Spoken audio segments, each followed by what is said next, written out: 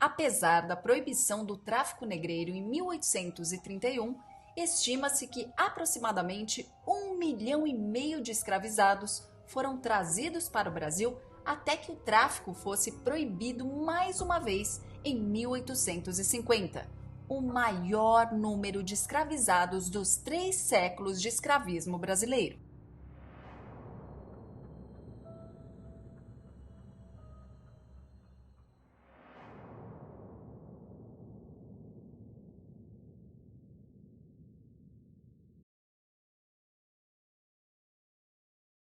A escravidão era um aspecto central da sociedade brasileira do século XIX, com o porto do Rio de Janeiro sendo o maior porto escravista do Oceano Atlântico.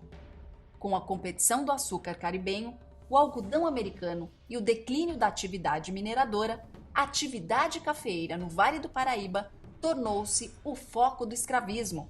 Além dos grandes produtores, não era rara a existência de pequenos proprietários escravocratas, possuindo um número menor de cativos.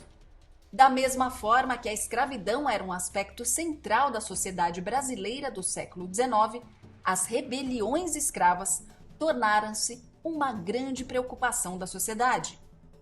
Com as ideias do iluminismo se espalhando pelo globo, o sucesso da Revolução Haitiana, que levou à eliminação da escravatura e independência do Haiti, e a hipocrisia da independência brasileira, que pregava a liberdade, mas mantinha a escravidão, o terreno estava fértil para que ideias revolucionárias se espalhassem entre os escravizados no Brasil. Os escravos do recôncavo baiano eram infames por serem rebeldes e insubmissos. Os anos de 1807, 1809, 1814, 1822 e 1826 viram revoltas de escravizados em Salvador e no recôncavo baiano. A repressão e o controle sobre os escravizados que a seguiram era brutal e cruel. Malês, eles são escravizados, né, na África Ocidental, no contexto de uma expansão do Califado de Socotor, né, que tinha como uma etnia majoritária os Fulani, que seriam os seguidores do islamismo ortodoxo, e que a partir de determinado momento, quando se pretende expandir territórios, porque o islamismo ele ocupa regiões na África, ele subordina, mas ele não força a conversão, né? No sentido de que é possível manter outros cultos ao mesmo tempo em que se vive sob domínio muçulmano, nesse contexto da diáspora, e eles realizam uma guerra contra esses alçais e esses alçais são traficados para a Bahia após 1804. Esses malês, aparecem nessa rebelião de 1835 porque, segundo o próprio João Reis, né, essa rebelião é a maior rebelião escrava das Américas, em termos de organização, em termos de numéricos, comparativamente à população da época, né, de Salvador e do Recôncavo. Os malês, que se revoltariam em 1835, lutavam como herdeiros dessa tradição revoltosa de escravizados, que em sua maioria eram compostos por escravizados africanos, e não por escravos nascidos no Brasil. O historiador João José Reis trata sobre isso em seus trabalhos. Abre aspas. A rebelião de 1835 estava planejada para acontecer no amanhecer de um domingo, 25 de janeiro, dia de Nossa Senhora da Guia. Essa era, naquela época, uma grande celebração, parte do ciclo de festas do Bonfim, bairro ainda rural, cheio de roças e hortas, distante cerca de 8 quilômetros do centro urbano de Salvador. Ao contrário dos rebeldes modernos, que concentram seus protestos nos dias de trabalho, a greve sendo um modelo típico, os rebeldes escravos agiam principalmente durante o tempo de lazer. Fecha aspas. há resistência por toda parte. A resistência escrava, ela não acontece só nos grandes eventos, vamos dizer assim, né? Como uma rebelião dessa proporção. Ela é uma resistência do cotidiano. No interior da loja estavam sendo dados os últimos retoques ao plano da revolta. Havia um jantar, uma ceia do calendário muçulmano. Tinham ainda 3 horas de espera pela frente, até o momento marcado para se levantarem em armas. Uma notícia do que estava ocorrendo na casa do velho Calafate é transmitida pelo depoimento do escravo Pompeu, que fugiu de um engenho de Santo Amaro para participar do movimento em Salvador. Fecha aspas. Porém, apesar da estratégia inicial de começar a insurreição na manhã do dia 25, uma precipitação de eventos ocorreu e os rebeldes tiveram que começar suas ações ainda durante a madrugada. João José Reis nos conta que uma pequena batalha teve lugar em frente ao sobrado da ladeira da praça. Os rebeldes facilmente dissiparam seus surpresos adversários, coisa que repetiria várias vezes nas ruas de Salvador naquela noite. É como se todos ainda duvidassem da possibilidade de um levante africano em pleno coração da cidade, no estilo dos distúrbios de 1830. Aqui na ladeira, os rebeldes feriram pelo menos 5 pessoas, entre as quais o tenente Lázaro do Amaral.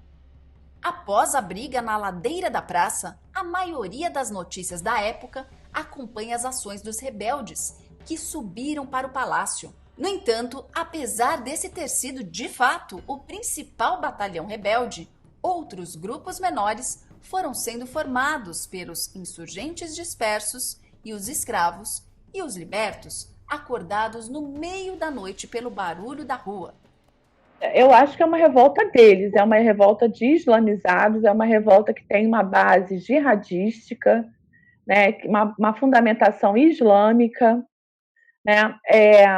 Eu acho assim, a liberdade ela é algo em 1835 que está posta, né, a luta pela liberdade. E uma das questões que eu argumento e que eu sei que é problemática, mas acho que vale a pena a gente pensar, é que liberdade é algo assim bem humano, né? A gente sabe quando a gente é livre, quando a gente não é, né? Mas eu estou falando isso porque você pode nessa sua discussão, né, se a liberdade é algo que está dentro do contexto, há um movimento histórico de liberdade desde a Revolução Francesa, mas eu tendo a ver a rebelião malê não como uma resposta a essa luta de base europeia, né, vamos dizer assim. Os africanos que subiram à praça do palácio assaltaram inicialmente a cadeia da cidade, que ficava no subsolo da Câmara Municipal. Tentaram libertar Pacífico Licutã, um mestre muçulmano muito estimado que se encontrava preso.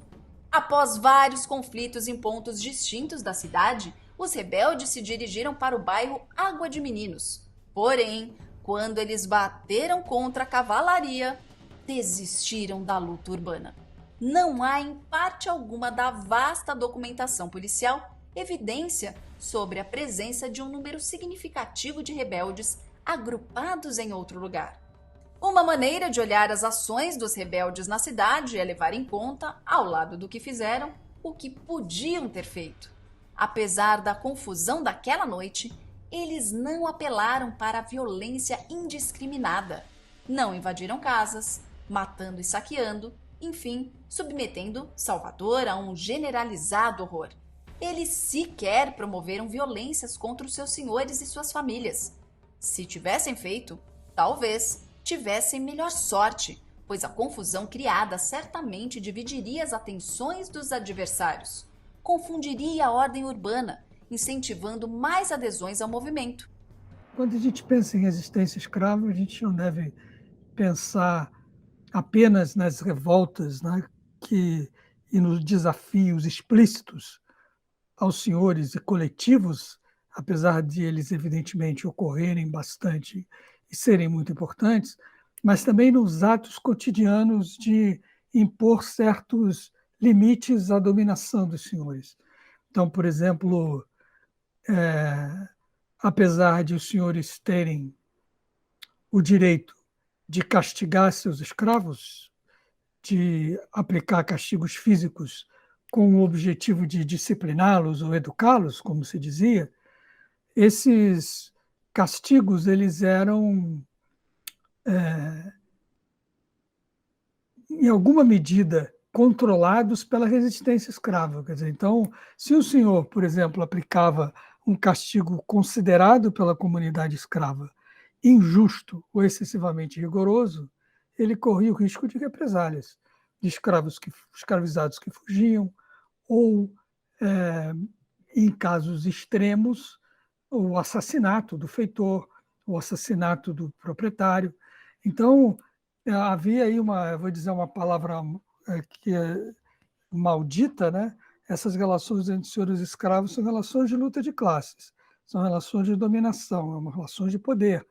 Então, a forma como os senhores exerciam o seu poder precisava levar em consideração aquilo que os próprios escravos, mesmo numa relação extremamente assimétrica, consideravam que era tolerável, que era aceitável. Se o senhor, o proprietário, o feitor, fosse além disso, castigando cruelmente ou por motivos que a comunidade escrava considerava injustos, né, injustificáveis, ele estava sujeito a represálias. Não há sombra de dúvida sobre o papel central desempenhado pelos muçulmanos na rebelião de 1835. Os rebeldes foram para as ruas com roupas só usadas na Bahia pelos adeptos do Islã. Nos corpos dos que morreram, a polícia encontrou amuletos muçulmanos e papéis com rezas e passagens do Alcorão. Estas e outras marcas da revolta levaram o chefe de polícia Gonçalves Martins a concluir o óbvio, abre aspas. O certo é que a religião tinha sua parte na sublevação. Os chefes faziam persuadir os miseráveis que certos papéis os livrariam da morte. Fecha aspas. Possivelmente, o primeiro grande contingente de africanos muçulmanos chegou à Bahia na passagem do século XVIII para o XIX. É claro que durante os mais de 200 anos anteriores de tráfico, muitos dos africanos vindos da costa da Mina eram maometanos, entre eles principalmente os malinquês, aqui chamados mandingos. No século XIX, vieram sobretudo haussás, iorubás ou nagôs e povos vizinhos, vítimas dos distúrbios políticos e religiosos que devastaram seus países. Era uma época de expansão do Islã na África Ocidental, especialmente na região oeste da atual Nigéria. O Islã movimentava-se por meios pacíficos, mas ia à guerra sempre que os regimes políticos tradicionais lhe dificultavam a vida. O avanço do califado foi lento, mas avassalador. Durou 10 anos. Pulverizou aos poucos o poder dos obás, chefes iorubanos, e transformou a região oeste da atual Nigéria num inferno de pequenas guerras que se espalhavam feito ondas. A sociedade militarizou-se com a formação de inúmeros bandos armados independentes, que se capturavam mutuamente para abastecer o comércio escravo do Atlântico. O Islã teve um papel ambíguo nos movimentos político-religiosos da África Ocidental na primeira metade do século XIX. Por um lado, representou a ideologia, inspirou formas de governo de estados geralmente expansionistas. Neste caso, foi um aliado do poder, frequentemente instrumento militarista, que serviu a senhores e comerciantes de escravos. Mas, por outro lado, o Islã representou o refúgio dos humildes. A penetração muçulmana na comunidade escrava se realizava em níveis distintos de profundidade religiosa e de compromisso. Em um nível mais superficial, encontramos a adoção de símbolos exteriores da cultura muçulmana. Eram particularmente populares os amuletos ou talismãs malês. Na Bahia, os talismãs malês eram objetos de uso obrigatório de muçulmanos e não muçulmanos indistintamente, devido à reputação de possuírem forte poder protetor. João José Reis traz em seu estudo que outro símbolo da presença islâmica na comunidade africana era o uso de uma roupa toda branca, espécie de camisolão comprido chamada abadá na Bahia. No país iorubá, esse termo não se referia exatamente à roupa muçulmana. Foi somente durante a rebelião de 1835 que o espetáculo de centenas de filhos de Alá usando o branco pôde ser visto pela primeira vez nas ruas de Salvador. Por isso, as autoridades policiais se referiam ao abadá como vestimentas de guerra.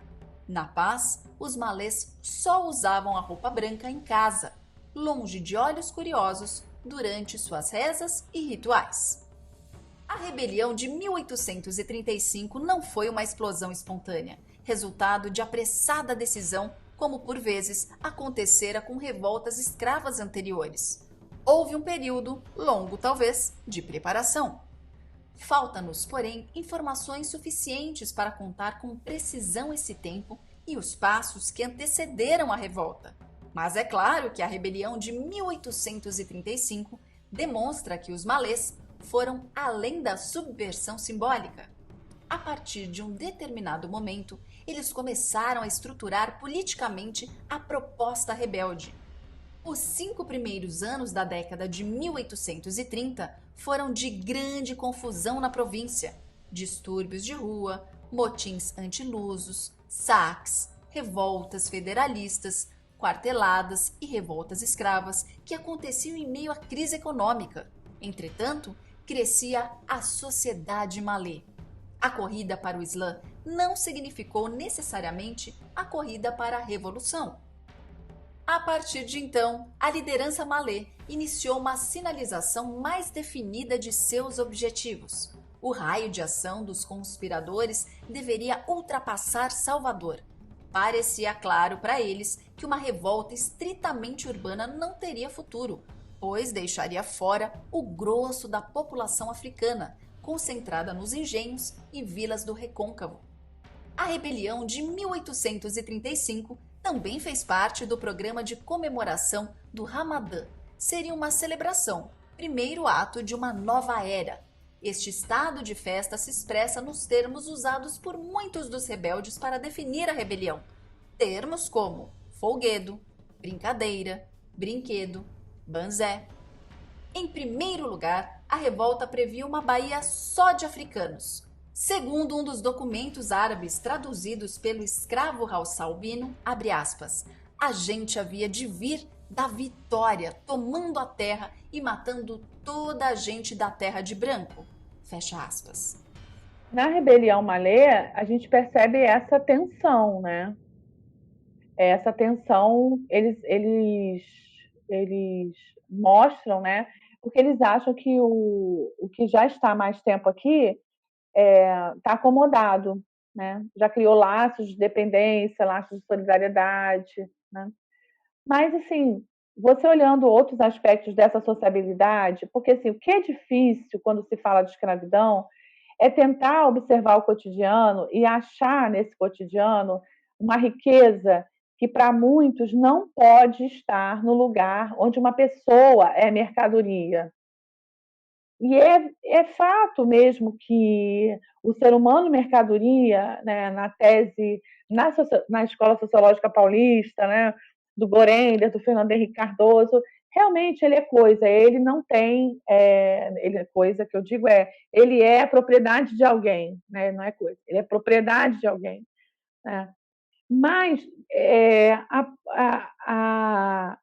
as redes elas vão se estabelecendo, né? As redes de solidariedade elas vão se estabelecendo. Então, por exemplo, esse escravizado que está aqui mais tempo, ele, por exemplo, no Porto do Rio de Janeiro, ele acolhe os que chegam. Ele apresenta a cidade, ele apresenta as possibilidades de inserção, ele apresenta o jogo, ele apresenta a cultura que estava sendo desenvolvida aqui, as sociabilidades fora do momento do trabalho, ali na região portuária. No caso da Bahia, havia também as sociabilidades. O candomblé é uma sociabilidade, as irmandades são sociabilidades. Então, de uma forma, assim, tem que analisar cada caso, né? Em alguns momentos, esse que está escravizado aqui é alvo de uma revolta muito grande do africano, né? Porque esse que está aqui não é um africano, né? Mas, ao mesmo tempo, ele também é aquele que acolhe esse que chega. Na África, os prisioneiros de guerra eram parcialmente poupados para serem vendidos ou servirem aos vencedores. A escravidão existia por toda a África Ocidental, inclusive entre os povos que mais contribuíram com escravos para a Bahia no século XIX, os Yorubá-Nagôs, Haussás, Gegés, por exemplo. Deve-se também lembrar que o Islã aceitava a escravização de heréticos e pagãos, e mesmo se esses se convertiam, não ganhavam automaticamente a liberdade. Na África, os muçulmanos comerciavam de tudo, inclusive escravos. Muitos dos malês baianos provavelmente não tiveram um passado africano tão inocente. É possível que os malês pretendessem um dia instalar um califado exclusivo na Bahia, mas não acreditamos que fossem ingênuos para imaginarem que em 1835 poderiam enfrentar de uma só vez tantas frentes de luta. A rebelião foi planejada como uma aliança entre malês e demais africanos, e efetivamente não foram apenas os malês que saíram às ruas naquela madrugada de 25 de janeiro. O levante interessou africanos de diversas origens e persuasões religiosas, e seus organizadores contavam exatamente com a constituição deste fronte africano. Porém, não é possível negar a hegemonia dos malês no bloco rebelde. Negamos sua solidão. O cenário que imaginamos para os eventos de 1835 é o seguinte: uma vanguarda malê responsável pela idealização e começo da revolta. Um segundo grupo de parceiros de trabalho, simpatizantes dos malês, mobilizados às pressas por estes algumas horas antes ou no calor da própria luta. E, finalmente, o pessoal que se lançou na insurreição por momento próprio. Pessoas que acordaram com barulho na rua, saíram e decidiram participar. As estruturas simbólicas são também estruturas sociais. Elas tecem e expressam relações sociais. Em nosso caso, não temos dados conclusivos a respeito da aliança política entre malês e não malês. Temos, porém, indicações de que não só malês fizeram a rebelião de 1835. E essa experiência de união tinha, para além do momento da revolta, raízes histórico-culturais que a tornaram possível. Está claro a essa altura da nossa narrativa que as lideranças religiosa e política se fundiram no movimento de 1835. Conseguimos identificar 7 importantes líderes muçulmanos, mestres malês envolvidos de alguma maneira na rebelião. Entre eles, Haruna ou Aluna, Pacífico Licutã, Luiz Sanim, Manuel Calafate, Elesbão do Carmo, mais conhecido como Dandará, Nicobé e Dassalu. O perfil da liderança muçulmana em 1835 demonstra a tendência democrática, em geral atribuída ao Islã no recrutamento de seus porta-vozes espirituais e, eventualmente, políticos. O Islã pode ser machista, o que limita enormemente sua democracia, mas não é aristocrático. Na África Ocidental, com exceção de mulheres e escravos, qualquer um podia tornar-se um alim, um conhecedor do Islã, um clérigo, bastando que recebesse treinamento suficiente para ser legitimado socialmente. Na Bahia, a democracia malê foi mais longe, pois não apenas os homens livres tinham o privilégio de dirigir os filhos de Alá. A população escrava na Bahia se caracterizava pelo reduzido número de mulheres. Como consequência, a população escravizada se renovava e se ampliava principalmente através da importação de africanos. É importante notar que houve uma considerável ausência de negros brasileiros na rebelião de 1835, algo que não foi exclusivo para essa rebelião.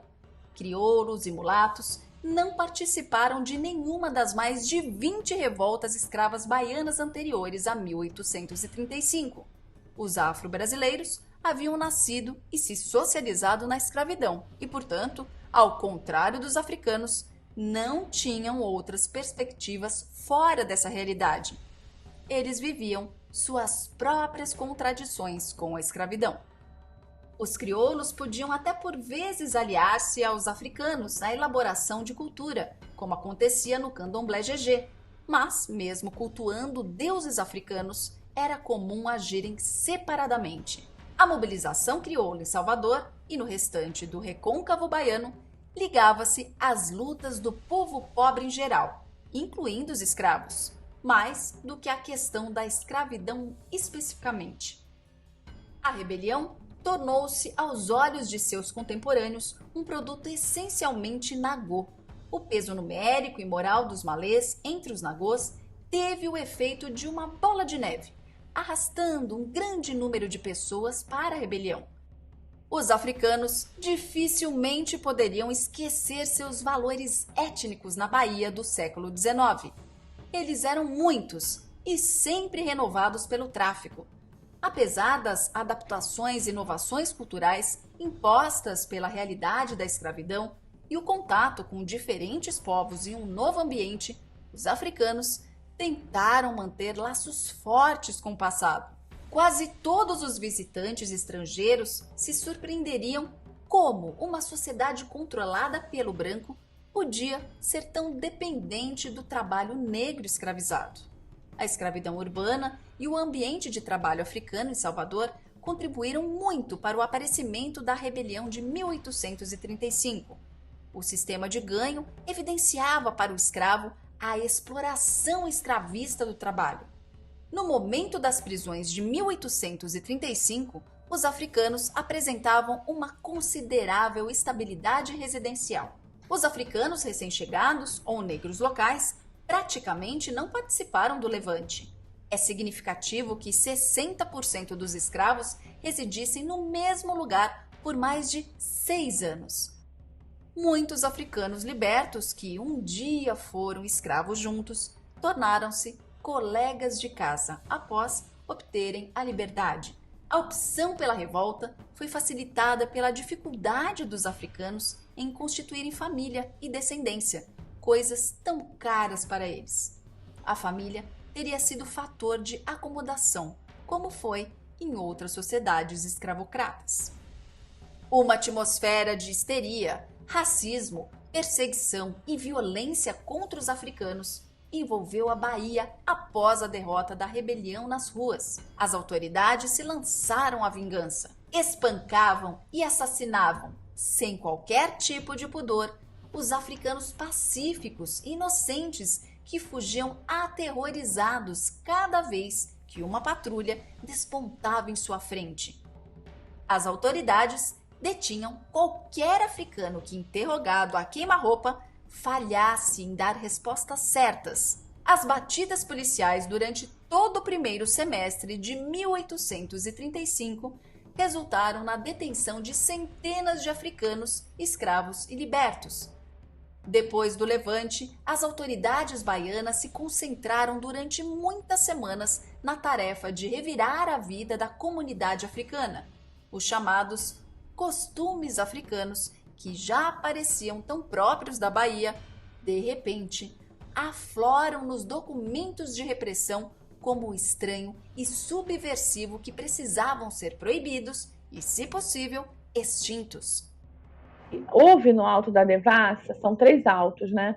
Uma coisa bem interessante, né? Eles foram presos porque eles foram denunciados, né? Um elemento lá vazou que na noite eles sairiam. Então foi a rebelião, ela foi debelada assim com muita rapidez, porque houve traição, né? No seio da organização da rebelião, né?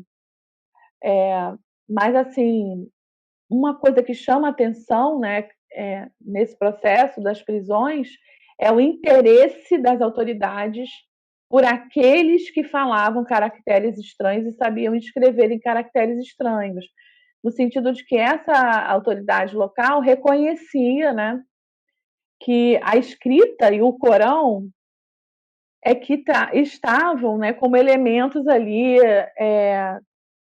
importantes entre os líderes, né, os organizadores. Ao contrário de outras sociedades escravistas, onde o Estado punia mais severamente os escravos rebeldes e indenizava os seus senhores, no Brasil optou-se por outra estratégia. Aqui, os proprietários tiveram seus interesses preservados de outra maneira. Os escravos eram açoitados e logo em seguida devolvidos ao serviço. Só os líderes recebiam penas de morte ou prisão. De acordo com o Código Criminal, somente os líderes sofreriam essa punição. Mas a liderança do movimento foi modificada pelos juízes de forma a servir seus objetivos. A repressão que se seguiu à rebelião de 1835, a própria Contra-Rebelião, expressou medo e angústia dos dirigentes baianos em relação à comunidade africana. Os malês encontraram na Bahia de 1835 um campo fértil, onde poderiam semear a rebeldia escrava e tentar mudar a sociedade em favor dos africanos. A rebelião de 1835 praticamente encerrou na Bahia o ciclo de revoltas africanas. A tradição de rebeldia deixava de se expressar em ações coletivas espetaculares, mas permaneceria marcando as relações senhores-escravos, a vida cultural e, de um modo geral, o cotidiano dos africanos na Bahia. O fim das rebeliões não seria o fim da resistência. Você sabe que hoje em dia produzir conhecimento histórico é uma atividade de resistência e subversiva, né? Então a gente deve ter cada vez mais orgulho do que faz e consciência da importância do que a gente faz, né? Conhecimento é resistência hoje em dia. Então, e difundir conhecimento é muito importante para ajudar a gente a sair desse buraco que nos enfiamos. Eu tenho muita fé em vocês.